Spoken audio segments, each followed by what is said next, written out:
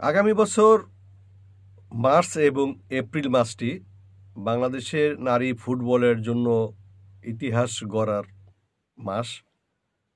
কারণ আপনারা এরই মধ্যে জানেন যে বাংলাদেশ জাতীয় ফুটবল দল এবং পাশাপাশি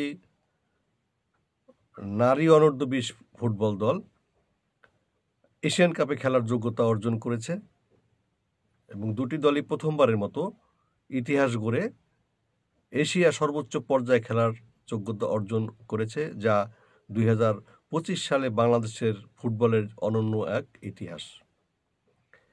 এশিয়া সর্বোচ্চ পর্যায়ে খেলার জন্য বাংলাদেশ ফুটবল ফেডারেশন জাতীয় দল এবং অনূর্ধ্ব-20 দলের অনুশীলন পাশাপাশি করাচ্ছে এবং তাদের প্রস্তুতির জন্য তাদের বেশ কিছু পরিকল্পনা হাতে নিয়েছে। তারই অংশ হিসেবে আমরা জানি যে বাংলাদেশ ফুটবল দলকে থাইল্যান্ড পাঠিয়ে দুটি ম্যাচ খেলানো হয়েছে এবং আগামী 26 তারিখ ঢাকায় শুরু হচ্ছে একটি ত্রিদেশীয় সিরিজ, যেখানে বাংলাদেশের পাশাপাশি খেলবে মালয়েশিয়া এবং আজারবাইজান। এখানে বলে রাখা ভালো যে আজারবাইজান ইউরোপের দল। এই দলের বিপক্ষে বাংলাদেশ যখন খেলবে তখন আরেকটা ইতিহাস রচনা হবে। 2010 সাল থেকে এ পর্যন্ত নারী ফুটবল দল যত ম্যাচ খেলেছে কখনো ইউরোপের কোনো দলের বিরুদ্ধে খেলার সুযোগ পায়নি। তো ইউরোপের একটি শক্তিশালী দলের বিরুদ্ধে বাংলাদেশ প্রথম ম্যাচ খেলতে যাচ্ছে এই সিরিজে। এই সিরিজের খেলাগুলো হবে ঢাকা জাতীয় স্টেডিয়ামে, যে ভেন্যুকে বলা হয় দেশের খেলাধুলার প্রাণকেন্দ্র। তো নতুন করে সাজানো এই স্টেডিয়ামে অনেক দিন পর নারী ফুটবল দল, বিশেষ করে জাতীয় নারী ফুটবল দল এই মাঠে খেলবে আন্তর্জাতিক ম্যাচ। আমরা যদি একটু পেছনে তাকাই তাহলে দেখব যে 2013 সালে এশিয়ান কাপ বাছাইয়ের একটি ম্যাচ এখানে বাংলাদেশের মেয়েরা খেলেছিল ফিলিপাইনের বিরুদ্ধে।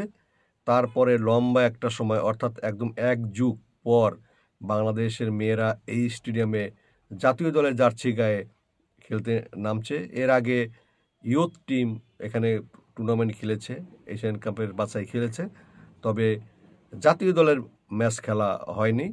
এবং আরও মজার বিষয় হলো যে বর্তমানে আমাদের জাতীয় ফুটবল দল বলেন, অনূর্ধ্ব-20 ফুটবল দল বলেন, যে খেলোয়াড়রা আছেন তাদের কারোরই এই স্টেডিয়ামে জাতীয় দলের হয়ে খেলার কোনো সুযোগ হয়নি। তো আজকেই বাংলাদেশ ফুটবল ফেডারেশন একটা ঘোষণা দিয়েছে যে মেয়েদের প্রস্তুতির জন্য, একদম সম্পূর্ণ প্রস্তুতির জন্য তারা আরও কমপক্ষে 3টা ফ্রেন্ডলি ম্যাচ খেলার ব্যবস্থা করবে এই সিরিজ বাদে। অর্থাৎ এই দুটো ম্যাচ, একটা মালয়েশিয়ার বিপক্ষে এবং একটা আজারবাইজানের বিপক্ষে, এই দুটি ম্যাচ বাদে আরও কমপক্ষে 3টি ম্যাচ ফুটবল ফেডারেশন আয়োজন করবে বলে আজকে প্রতিষ্ঠানটির সভাপতি তাবিথ আউয়াল ঘোষণা করেছেন। অর্থাৎ আগামী মার্চে বাংলাদেশ যখন অস্ট্রেলিয়াতে যাবে তার আগে এই অন্ততপক্ষে 5 থেকে 6টা ম্যাচ খেলার অভিজ্ঞতা নিয়েই সেখানে যাবে। আমরা যদি থাইল্যান্ডের বিরুদ্ধে ম্যাচ দুটি ধরি তাহলে সেক্ষেত্রে হয়তো 8টা ম্যাচ হবে আর কি। তো আরও একটা বিষয় হলো যে অস্ট্রেলিয়াতে খেলা বাংলাদেশের মেয়েদের সেখানে কিছুদিন আগে, সেটা 1 সপ্তাহ হোক বা 2 সপ্তাহ হোক আগে সেখানে পাঠানো হবে, মানে কন্ডিশনের সাথে খাপ খাওয়ানোর জন্য, যাতে এই নতুন একটা পরিবেশে গিয়ে বাংলাদেশের মেয়েরা অভ্যস্ত হতে পারে এবং প্র্যাকটিস সেখানে মানে করে এই সুযোগটাও তাদেরকে দেওয়া হচ্ছে। তো আগামীকাল থেকেই আসলে নতুন আরেকটা সিরিজের ব্যস্ততা শুরু হবে। আমাদের মেয়েরা চট্টগ্রামে অনুশীলন করছিল, বিশেষ ট্রেনিং, এবং সেখান থেকে আজকেই ফিরে এসেছে এবং তারা টিম হোটেলে উঠেছে এবং বিদেশি দলগুলিও কাল এবং 25 তারিখের মধ্যে চলে আসবে। প্রথমে আসবে মালয়েশিয়া, তারপরে এখানে 3টি ম্যাচ হবে, বাংলাদেশের 2টি। তো থাইল্যান্ডের ম্যাচটি হবে এপ্রিল মাসে, সেটা অনূর্ধ্ব-20 এশিয়ান কাপ। এবং আমরা সবাই জানি যে বাংলাদেশের 2টি দলই একই সাথে অনুশীলন করে, আমাদের একই কোচিং স্টাফ, একসাথে থাকা, একসাথে খাওয়া, একসাথে ট্রেনিং, এবং সেটা যখন বাংলাদেশ সিনিয়র টিম অর্থাৎ জাতীয় দল যখন অস্ট্রেলিয়াতে থাকবে, বাকি খেলোয়াড় যারা অনূর্ধ্ব-20 দলের ন্যাশনাল টিমে চান্স পাবেন না, তাদের জন্য এখন ফুটবল ফেডারেশন কি ব্যবস্থা করেন। আজকে যারা সভাপতি বলছিলেন যে তাদের জন্য আলাদা প্রোগ্রাম থাকবে এবং তাদেরকে একটা ভিন্ন আঙ্গিকে, ভিন্ন অবস্থায় তাদেরকে ট্রেনিংটা অব্যাহত রাখা হবে, কারণ এশিয়ান অনূর্ধ্ব-20 চ্যাম্পিয়নশিপও সেটাও অত্যন্ত সেটাও অত্যন্ত গুরুত্বপূর্ণ। সো কোনো টুর্নামেন্টই বাংলাদেশ যাতে কোনো রকম প্রস্তুতির ত্রুটি রেখে অংশ না নেয়, সেদিকে ফুটবল ফেডারেশনের একটা নজর আছে।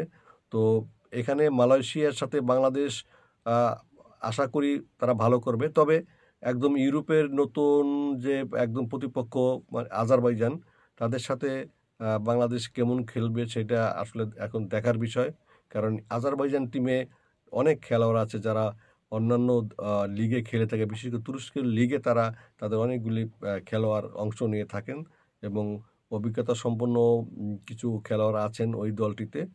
তো বাংলাদেশ দলটি আজকে হোটেলে উঠেছে।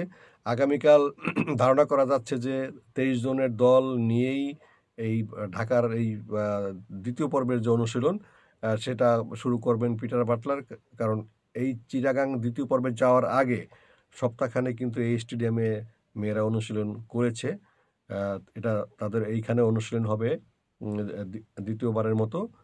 তো এই প্রস্তুতির সিরিজের পরে এটা আসলে তো অস্ট্রেলিয়া এবং থাইল্যান্ড সফরের প্রস্তুতির অংশ হিসেবেই এই ট্রাই নেশনটা বাংলাদেশ ফুটবল ফেডারেশন আয়োজন করেছে।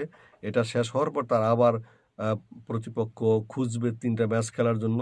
যদিও সেই ম্যাচগুলো উইন্ডোতে পাওয়া যাবে না, উইন্ডোর বাইরে খেলতে হবে। আর উইন্ডোর বাইরে খেলতে গেলে টিম অনেক সময় পাওয়া একটু দুষ্করই হয়, কারণ উইন্ডোর সময় টিমগুলো ন্যাশনাল টিম খেলার জন্য প্রস্তুত থাকলেও মানে উইন্ডোর বাহিরে সে সময় ঘরোয়া ফুটবল, অনেক সময় ঘরোয়া সূচি নিয়ে তাদের ব্যস্ততা থাকে এবং উইন্ডোর বাইরে ম্যাচ খেললে দলগুলো ফিফা বা এফসি থেকে সেভাবে সহযোগিতা পায় না। যে কারণে এই পরের যে 3টি ম্যাচ বাংলাদেশ কাদের সাথে খেলবে এই ব্যাপারে এখনই কিছু বলা যাচ্ছে না। ফুটবল ফেডারেশন অবশ্য বিভিন্ন দেশের সাথে যোগাযোগ করছে, কাদের সাথে ম্যাচ খেলা যায় সেটা তাদেরকে আমন্ত্রণ করিয়ে ঢাকায় এনে হোক কিংবা তাদের ওখানে গিয়ে হোক, সেটা এখন আলোচনার বিষয়। তবে আমরা প্রত্যাশা করব যে ঘরের মাঠের এই যে ট্রাই নেশনটা, এটা বাংলাদেশ ভালো খেলবে এবং তারা এশিয়ান কাপের জন্য একটা ভালো প্রস্তুতি এখান থেকে নেবেন। কারণ আমরা জানি যে বাংলাদেশ যে মঞ্চে খেলতে যাচ্ছে এটা একদমই নতুন, একদমই প্রথম, এবং এই লেভেলের ফুটবলে কখনো বাংলাদেশের মেয়েরা খেলেনি। গত এশিয়ান গেমসে বাংলাদেশ শক্ত প্রতিপক্ষের সাথে খেললেও এখানে এই এশিয়ান কাপ যেটা, সেটা আসলে আরও মানে বড় মাপের টুর্নামেন্ট, কারণ এখানে একদম এশিয়ার যে টপ 12টা টিম এখানে খেলবে। তার মানে বাংলাদেশ এখন মানে টপ 12-এর মধ্যে আছে। তো সেইখানে যে কঠিন লড়াই করার জন্য বাংলাদেশের মেয়েদের পরিপূর্ণ প্রস্তুতি করেই সেখানে পাঠানো হবে। তো আমরা আশা করব যে বাংলাদেশ ভালোভাবে প্রস্তুতি নিয়ে এশিয়ান কাপে যাবে এবং প্রথম অংশগ্রহণে মানে কতদূর যেতে পারবে সেটা পরে জানা যাবে। এবং একটা জিনিস বলে রাখা ভালো যে এই এশিয়ান কাপ থেকে কিন্তু বিশ্বকাপের বাছাইও যাওয়ার সুযোগ থাকবে, এমনকি অলিম্পিকে খেলারও একটা সুযোগ আছে। তো বাংলাদেশের জন্য এই যে এশিয়ান কাপ সেটা অত্যন্ত গুরুত্বপূর্ণ। আমরা বাংলাদেশ দলকে শুভকামনা জানাবো, তারা যাতে মানে আবারও দেশের মুখ উজ্জ্বল করতে পারে। সবাইকে ধন্যবাদ। আবার দেখা হবে কোনো এক ভিডিওতে।